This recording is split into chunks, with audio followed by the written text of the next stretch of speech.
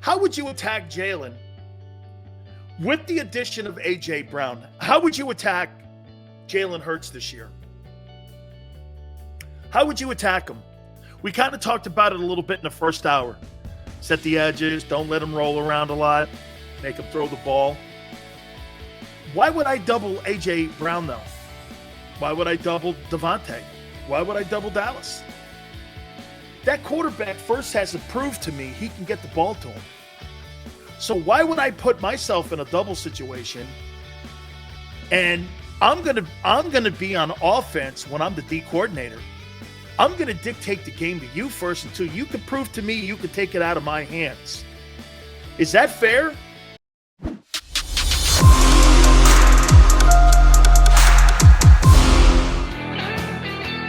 A welcome home rally for Hassan Reddick. Big Sills, hour 3. Please hit the like button. Thank you guys so much for coming aboard. By the way, we are looking forward to this week of guests here. Tomorrow we're going to have Hollis Thomas at 4:30. Ice Cube Wednesday at 3:30 Eastern Time. Thursday, we will also have Chris Sims, 4:30 Eastern Time. So we're looking forward to that. Resetting some of the topics that we had. Started out the show with, again, the player that I believe that this football team could least afford to lose for the upcoming 2022 season is Jordan Mailata. I did like Gary Cobb in the last hour saying that he thinks it's Darius Slay. Many of you also said Darius Slay. I don't think the Eagles are going to get out to a strong start this year. I just are not prepared. They're not practicing enough. Now, tell you what, I'll apologize at the end of the year if that's the case. They get out to a 5-2 start. I don't know what I'm talking about. And they totally do. They totally do. Okay? They got out to a 2-5 start last year. Let's see what happens this year. You canned mandatory OTAs this week. Not that OTAs are making me upset. I mean, it's helmets and shorts. I get it. Okay? It's helmets and shorts. All right? I get it. I'm going to get to Tua and also Jalen here in a minute. And also the number one target we talked about, I think it's going to be Dallas Goedert this year. I think without a doubt, I think he is going to be a major focal point because what JAKIB said, think about this. Who are you doubling? Who's going to be more open this year because of the addition of AJ? Now, here's something you got to think about. Why would I double AJ Brown? I've got to first determine why would, as a D coordinator, attacking Jay, how would you attack Jalen with the addition of AJ Brown? How would you attack Jalen Hurts this year? How would you attack him? We kind of talked about it a little bit in the first hour.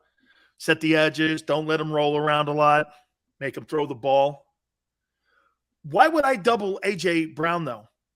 Why would I double Devontae? Why would I double Dallas? That quarterback first has to prove to me he can get the ball to him. So why would I put myself in a double situation? And I'm gonna be on offense when I'm the D coordinator. I'm going to dictate the game to you first until you can prove to me you can take it out of my hands. Is that fair? Joseph says, Dan, you don't know what you're talking about. Okay.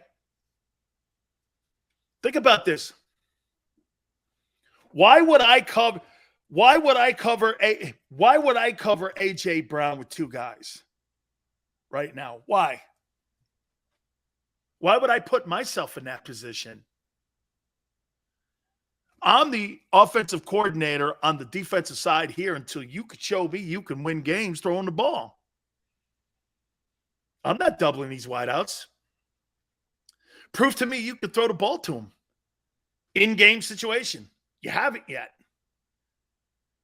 So what I'm going to do is I'm going to set the edges. I'm probably going to play zone coverage on you. I might press the wide receivers so that you're not in rhythm. Okay? Press them. don't play zone because that would help him. So I would play zone and press coverage on him to try to confuse them more. Move the safety and the free safety around more. Disguise those guys. Bring someone up the middle. Middle pressure always confuses new quarterbacks. You contain if you contain Jalen, why would I double a wideout? You know what's funny? Everyone thinks because the addition of A.J. Brown that D coordinators are going to double him. Why? Because you can have Devontae Adams. You can have Tyreek Hill. But if you got a quarterback that can't get that ball to them on a consistent basis and keeping that team in third and short the majority of the time, it doesn't matter who you have out there. You could have the best wide, according to Pro Football Folk. Get this. This kind of goes into the topic. Pro Football Focus says that the Eagles have the fourth best wide receiving core in the league. Well, shit. You got the fourth best wide receiving core. You got the best O-line in football. And you're telling me, okay, that Jalen Hurts has all these assets and all these tools around him. Bro, you got a lot of pressure on your ass. As much as pressure is down in Tua with the Dolphins. All that said, Jalen hasn't shown me yet he can get the ball to these guys. And minicamp ain't going to be the place where we could start saying that. Oh, it looks good in minicamp. So what? So does the guy look good throwing a Nerf ball in a pool. Boy, that guy's got a great spiral. You see him throw that from pool end to pool end? I couldn't believe it. Unbelievable.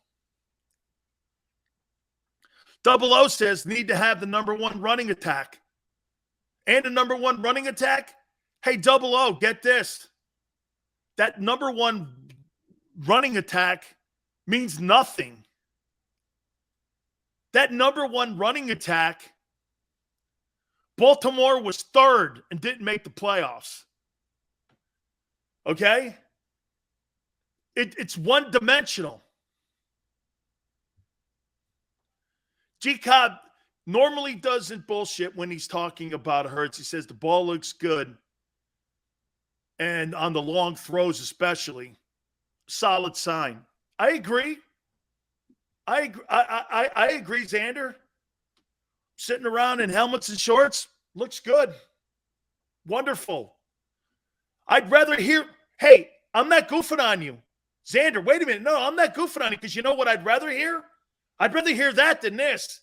Well, there's a guy he's struggling in Tennessee and needs an inhaler and he can't make it through camp and he's got problems. That is troubling. Or Jordan Davis showing up fat. Instead, he's in shape. Dude, those are good. That's good. And again, you know what I'm doing here? I'm giving you pats on the back for shit that should be a given. You should be getting better. You should be looking stronger. He should be this guy. Okay? This is all going to come down to rent due day. Okay? I'm going soft. Not going soft.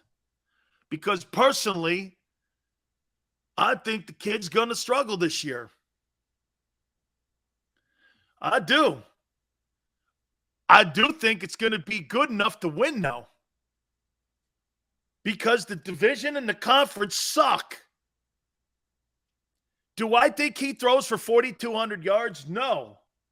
But we're going to see ebb and flows of his play this year. And you know why?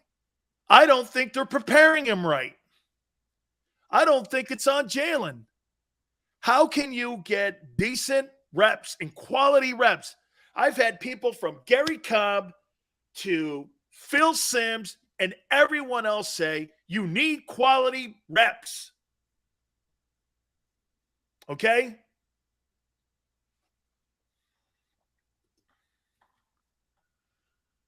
Quality reps.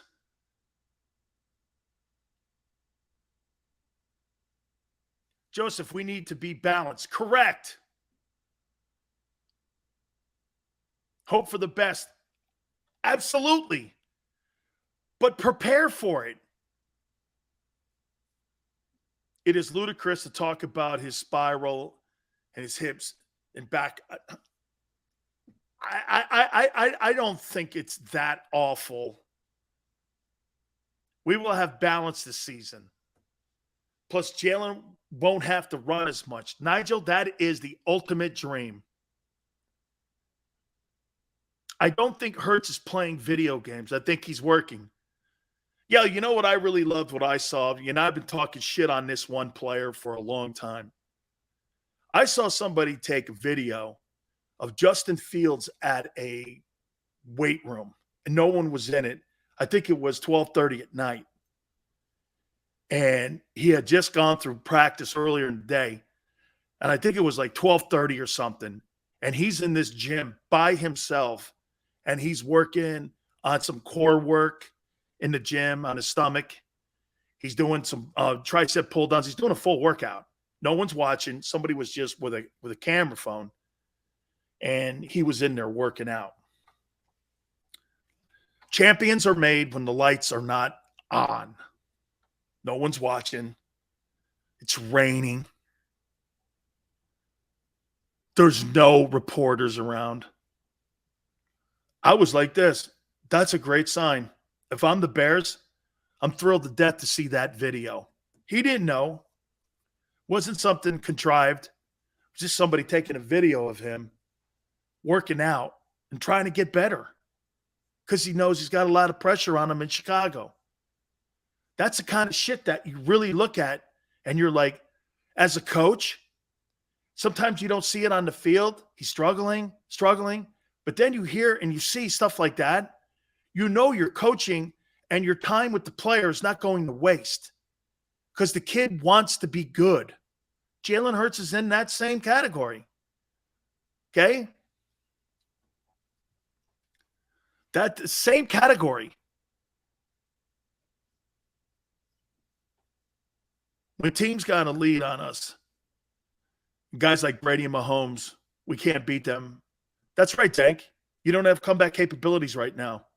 It has not been proven yet. Now, could it? We'll see. Yeah, I'm not going to sit here and go, yeah, well, the addition of A.J. Brown is now going to make us so that if we get behind 14 points, this team can rally out of it. I don't believe that. I don't care if you had Jerry Rice out there. I don't believe you have the quarterback that can throw you out of problems right now. Here, the quarterbacks that can throw you out of problems. Mahomes, Josh Allen. I don't even think Kyler Murray can. Aaron Rodgers, Brady, Russell Wilson, Burrow, Justin Herbert.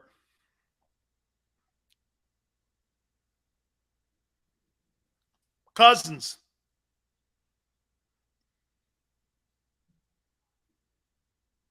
Tannehill. Guy lost Derrick Henry and A.J. Brown for 9 games. Not all A.J. for those 9 games, but he lost Derrick Henry, and they won the AFC. Derek Carr. Derek Carr's another one. Yes. But you got guys who are one-dimensional ball players. Absolutely, Derek Carr can throw you out of problems. Did you say Herbert? Yeah, I did say Justin Herbert. Paul says all pro athletes get their work in. They don't last. You're right. The great ones work like that. You know what was, get this, I had a friend of mine. Listen to this story. So I had a friend of mine, God, who used to work over at Staples Center. And he was a guy that worked in like the arena and setting up the arena for like, you know, when the Kings would play or the Lakers would play or special events, concerts and such, right?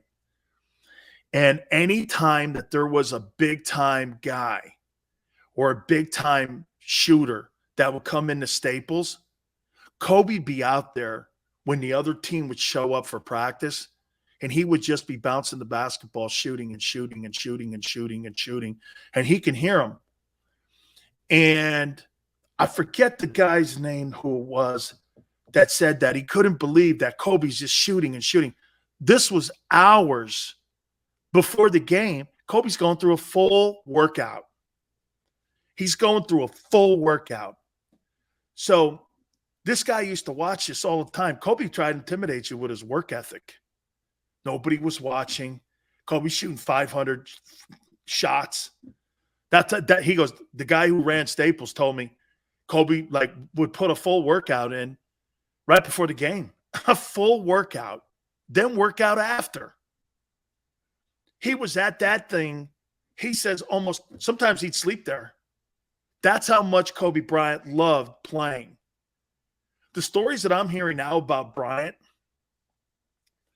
and how he handled himself, okay? I love that, man. The Mamba, man, he was that dude's legit. He's legit, dog. He's totally watch this. If you had to pick between Kevin Durant or Kobe, I'm going Kobe. He's better than Jalen as a passer, Tannehill. Of course he is.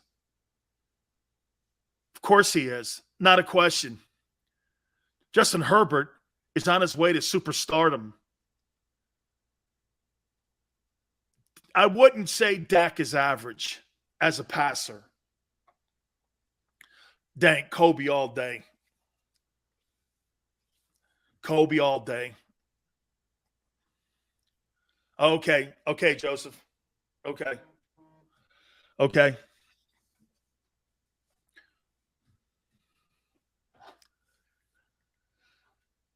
Me too, Sileo. Sucks that Kobe's gone. All the things. Dude, Kobe Bryant was getting into the best part of his life, and that was being a dad. He was entering, and being a businessman, he was entering the best part of his life. I always say this about Kobe. 5 NBA championships and an Academy Award. Not too bad. Jordan, 6 titles. I get it.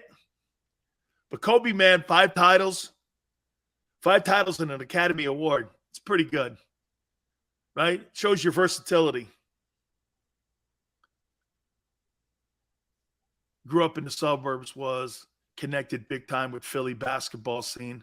Plus his dad, Jelly Bean, played for the Sixers. Yep, he did. Now, Jock, you're right.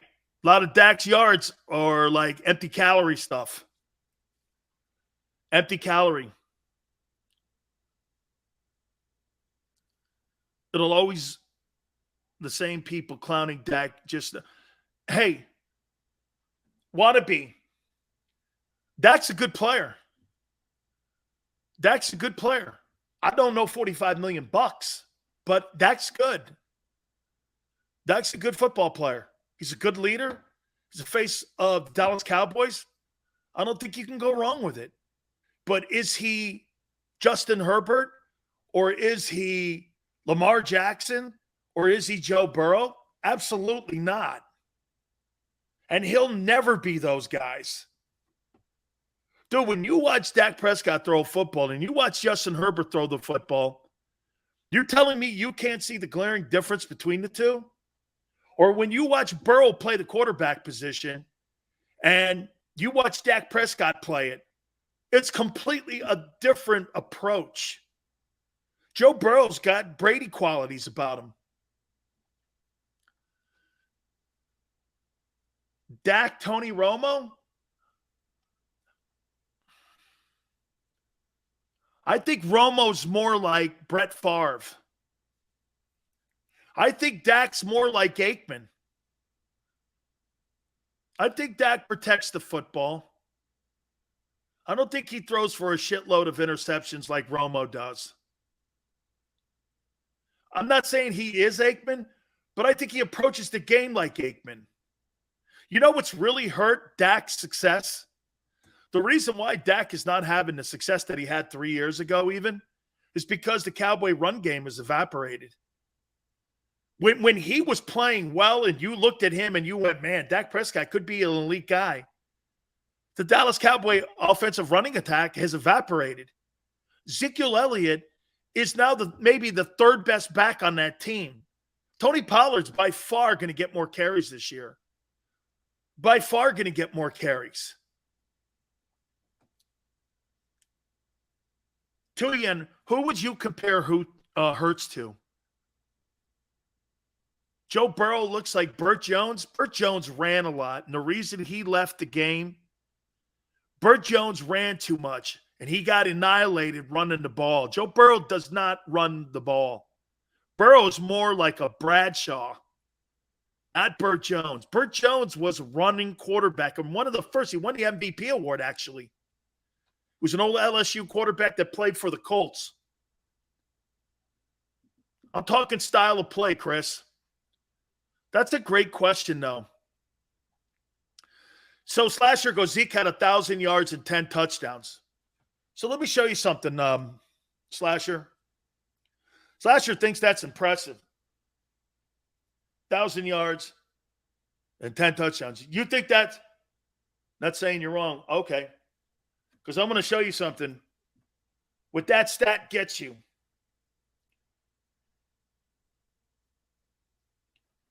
58 yards a game. You think that's elite? 58.8 yards a game gets you 1,000 yards in today's NFL. I don't know. Am I going to pay a running back $20 million to get me 60 yards a game? I don't think so. I don't think so. Hurts reminds me of Seneca Wallace. You better hope not. Burrow is more like Aaron Rodgers. No, man. Burrow doesn't run. Burrow's an elite drop. Burrow reminds me of Brady. Jalen Hurts, make a comparison to. Who would I compare Jalen Hurts' style?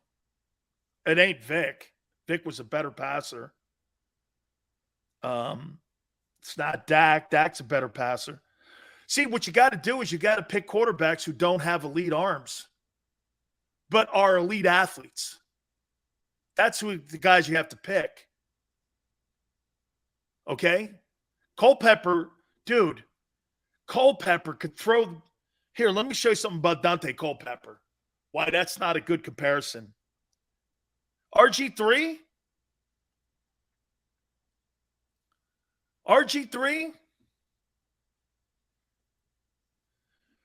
Dante Culpepper stats.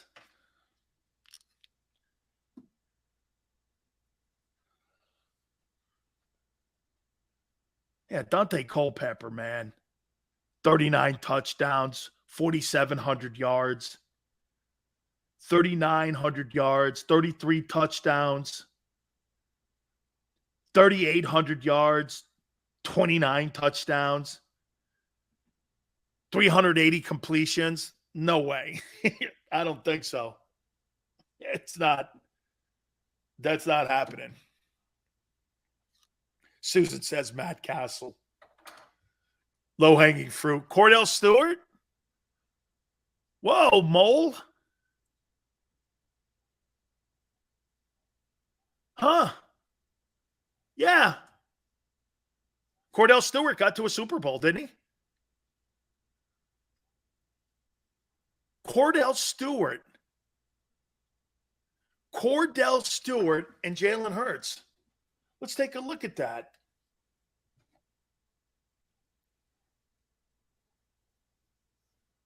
Cordell Stewart stats. I like that comparison. 3,200 yards, 21 touchdowns. 3,109, 16 touchdowns. 48-34 in Pittsburgh as a starting quarterback. Threw for 14,000 yards. His season's 11-5, 13-3. 7-9, 7-4, hurt often.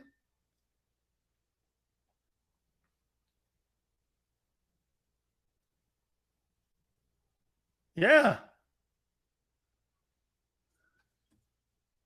Steve McNair? I don't think so. Okay? Yo, I need to put this photo on screen of Fletcher Cox next to Jordan Davis. Do it. Do it.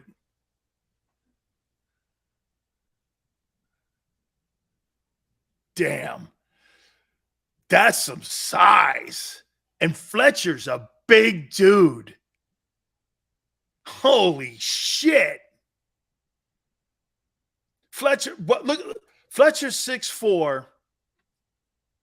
Fletcher's 6'4", at least 325. That dude on his right, and by the way, I think he looks great. Okay? I think he looks great on the right. Jordan Davis looks great. Okay? That's 6'6", 335, I'll say. 6'6", 335, 6'4", 325. Hey, man. Oh. Dude. You're going to run in between them two guys? I'll tell you what, your goal line defense looks awful good right now. Wow. That's some big fellas, man. Oh, my God.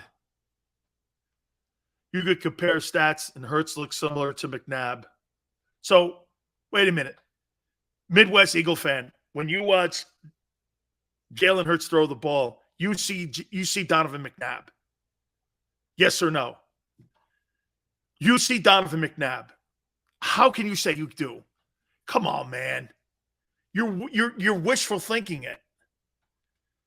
When you watch Jalen Hurts throw a football, you do not see Donovan McNabb. I never saw that. When I watched McNabb throw at Syracuse, when he was at Syracuse, he looked like a prototypical passer, pocket passer. When I saw Jalen in the college ranks, he never looked like one. And he still hasn't. Come on, man. When you watch McNabb throw the ball, you don't go, well, I'll tell you what, Jalen's right there. Give me a break.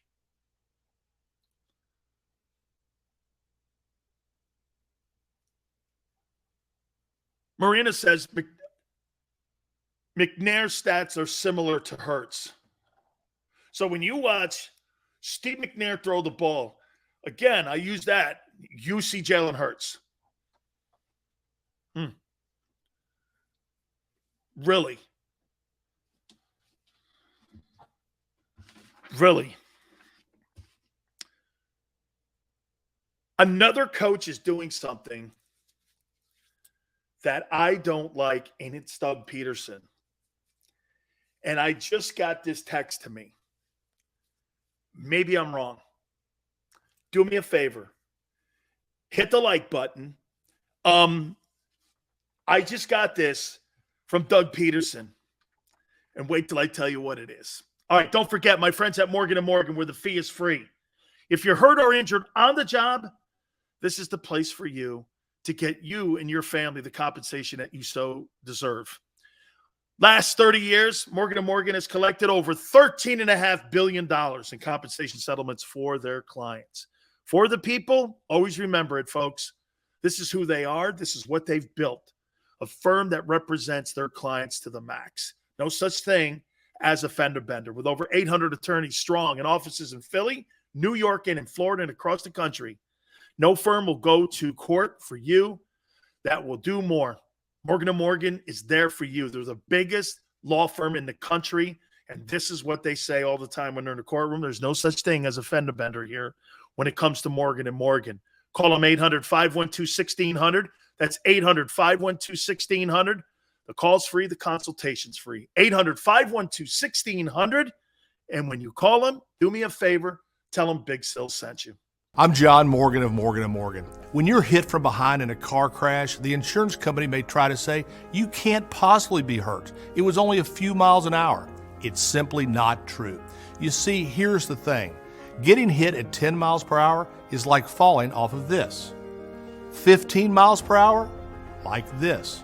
And only 25 miles per hour, this. Injured, dial pound law. There's only one Morgan & Morgan.